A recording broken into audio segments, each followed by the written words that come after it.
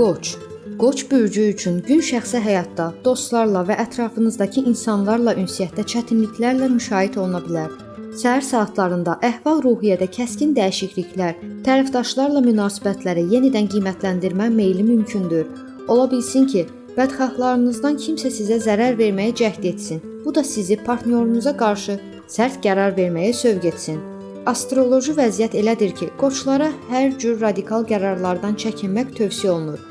Çünki bu gün atılan addımlar sizin xeyrinizə olmaya bilər. İşlərdə və ünsiyyətdə intuisiya və həyat təcrübənizə güvənin. Buğa.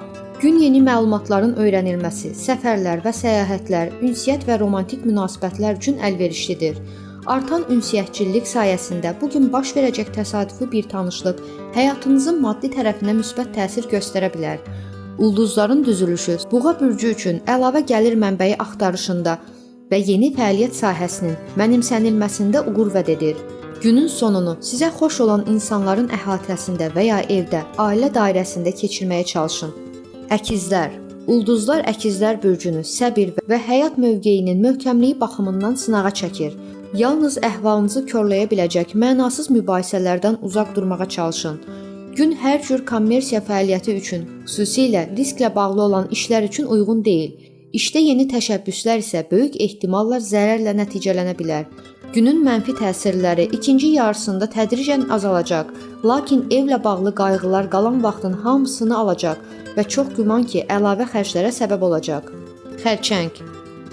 Xərçəng bürcü üçün gün asan keçməyəcək, şəxsi münasibətlərdə çətinliklər yarana bilər.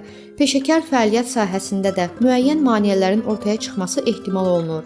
Bürcün qadın nümayəndələrinə ulduz falı yeni tanışlıqlarda ehtiyatlı olmağı tövsiyə edir. Xərçəng bürcündən olan kişilərə isə hər cür riskdən uzaq durmaq, iş fəaliyyətində həddindən artıq fəallıq göstərməmək, həmçinin alətlərlə işləyərkən son dərəcə diqqətli olmaq məsləhətdir.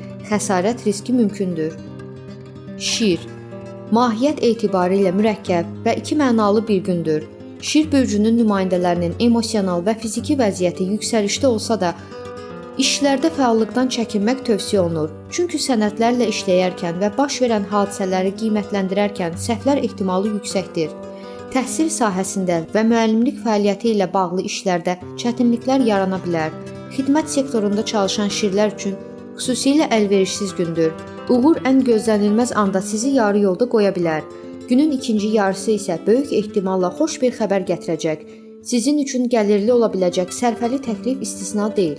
Qız. Günün ilk yarısında əhvalınız korlana bilər. Ancaq narahat olmayın. Tədricən bu narahatlıq azalacaq. Ancaq maliyyə baxımından uğursuz gün ola bilər. Xərcləmələrinizə diqqət yetirin. Sevgi həyatında isə romantik anlar sizi gözləyir. Səmimi və diqqətcil olun. Tərəzi. Ulduzların harmonik təsiri Tərəzi bürcü üçün pedaqoji fəaliyyət, təhsil və yaradıcılığın yeni istiqamətlərinin öyrənilməsi sahələrində əlverişli şərait yaradır. Bu dövr məişət problemlərinin həlli və dövlət qurumlarına müraciət etmək üçün də münasibdir. Sabah maddi vəziyyətin yaxşılaşması və əvvəllər başlanmış işlərin uğurla başa çatdırılması mümkündür.